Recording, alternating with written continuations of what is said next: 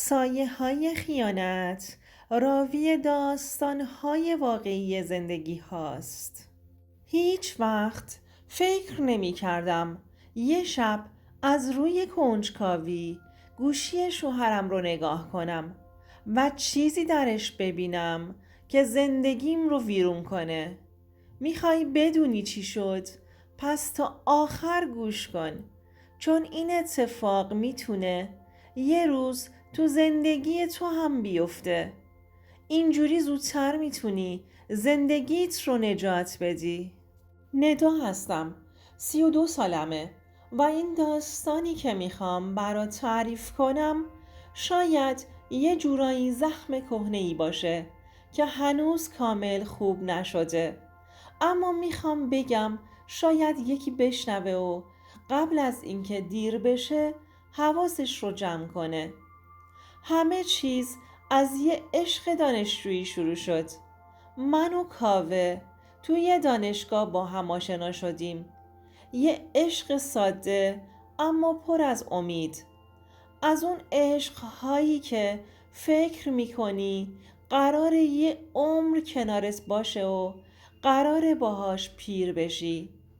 کاوه مهربون بود، حمایتگر بود، همیشه هوامو داشت.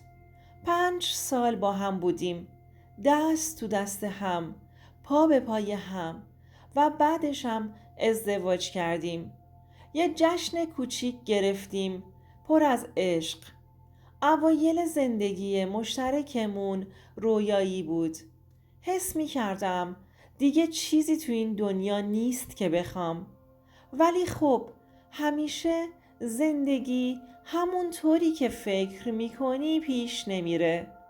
بعد از 2 سال کم کم بینمون فاصله افتاد. کاوه دیگه اون آدم سابق نبود. دیگه زود به زود به هم پیام نمیداد. دیگه وقتی میرسید خونه مثل قبل به هم نمیگفت چطوری عزیز دلم. یه تغییری کرده بود، ولی من احمقانه چشمام رو بستم. همیشه به خودم میگفتم که حتما خسته هستش، کارش زیاده، اونم مشکلات خودش رو داره. تا اینکه یه شب وقتی خوابیده بود یواشکی گوشیش رو برداشتم. من آدم شکاکی نبودم، ولی حس زنونم به هم میگفت یه چیزی این وسط درست نیست. گوشیش قفل نداشت، چون همیشه خودش میگفت که ما چیزی از هم پنهونی نداریم. اما وقتی واتساپش رو باز کردم انگار دنیا روی سرم خراب شد. یه چت دیدم، یه چت با مهسا.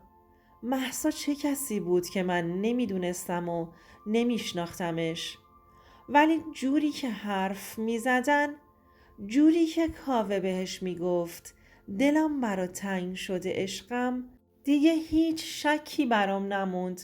خون به مغزم نمیرسید، نفسم بالا نمی اومد، دست ها می لرزید. میخواستم همون لحظه داد بزنم، میخواستم همون لحظه بیدارش کنم و بهش بگم چطور تونستی با زندگیمون این کارو بکنی، ولی کاری نکردم. فقط اون شب تا صبح بیدار موندم و چتها رو خوندم. حتی عکس هایی که رد و بدل کرده بودند رو دیدم و اون وایس هایی که مهسا با ناز و اشوه میفرستاد رو شنیدم. صبح وقتی که کاوه از خواب بیدار شد خیلی سعی کردم که عادی رفتار کنم، اما ذهنم پر از هزاران سوال بود. کی بود این مهسا و از کی کاوه باهاشه؟ به خودم فکر می کردم که من کجای این رابطه بودم وقتی که اون داشت با مهسا می خندید.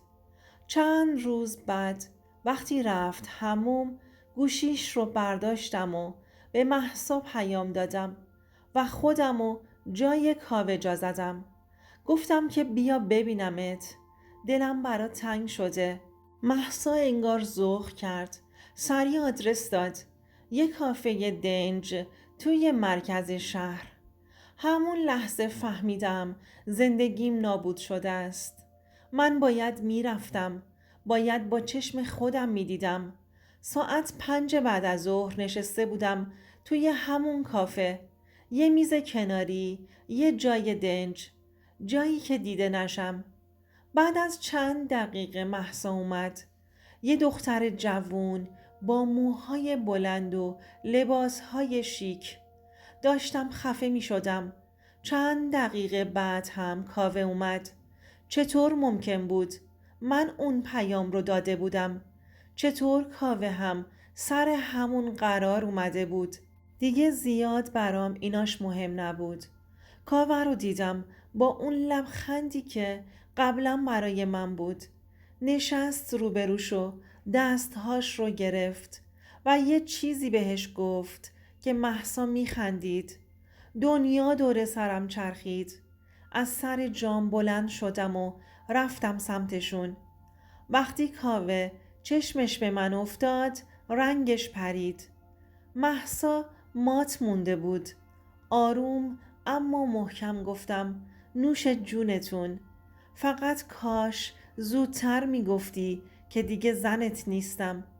اینو گفتم و رفتم. صدای کاوه رو پشت سرم میشنیدم که صدام میکرد. اما دیگه اهمیتی نداشت. اون روز همه چی تموم شد. تموم وسایلامو جمع کردم و برگشتم خونه پدرم. بعد از چند روز با کمک خانوادم طلاقم رو از کاوه گرفتم. سخت بود، خیلی سخت، ولی لازم بود، چون دیگه نمیتونستم با مردی که بهم خیانت میکنه زیر یه سقف زندگی کنم. بعد از طلاق یه مدتی افسرده شده بودم. حس می کردم دنیا برای همیشه برام تموم شده. اما کم کم توی زندگیم خودم رو پیدا کردم. رفتم سراغ کار پیدا کردن. سفر می رفتم. چیزای جدید یاد می گرفتم. امروز 2 سال بعد از اون اتفاق میگذره و من دیگه اون قصه رو تو دلم ندارم. دلم میخواد بهتون بگم اگر حس کردید یه چیزی توی رابطتون تغییر کرده، اگه دیگه اون عشق سابق رو بین خودتون نمیبینید، خودتون رو گول نزنید. هیچ کس ارزش اینو نداره که خودتونو فدای یه رابطه سم میکنید. همیشه برای خودتون ارزش قائل باشید و بدونید که خیانت پایان دنیا نیست، بلکه میتونه یه شروع جدید برای شما باشه. همیشه خیانت از یه جای کوچیک شروع میشه، از یه دروغ ساده، از یه نگاه پنهونی، از یه پیام نصف شبی. هیچ کس یه شب خیانت نمیکنه. همیشه یه مسیر طولانیه که آروم آروم اتفاق میفته. وقتی به خودت میای میبینی که همه چی تموم شده. اگر حس کردی کسی که کنارته داره تغییر میکنه، سکوت نکن. خودتو گول نزن. به حسهای درونیت اعتماد کن و مهمتر از همه یاد بگیر که وقتی باید بری، چون هیچ عشقی ارزش اینو نداره که غرورت رو زیر پا بذاری. خیانت همیشه یه دلیل داره و معمولاً از یه مشکل حل نشده توی رابطه شروع میشه. اگر به موقع این مشکلات رو بشناسیم و برای حل کردنشون تلاش کنیم، میتونیم جلوی خیلی از خیانت‌ها رو بگیریم. حالا که به گذشته نگاه میکنم، میبینم که این اتفاق باعث شد قوی تر بشم. حالا میدونم که عشق نباید کور باشه و اگر کسی قدردان تو نیست، بهتر اجازه بدی از زندگیت بره. یاد گرفتم که اعتماد پایه اصلی هر رابطه‌ای هستش. خیانت یک اشتباه نیست. انتخابیه که اگر کسی واقعا شما رو دوست داشته باشه هیچ وقت کاری نمیکنه که قلبتون بشکنه. مراقب خودتون و احساساتتون باشید.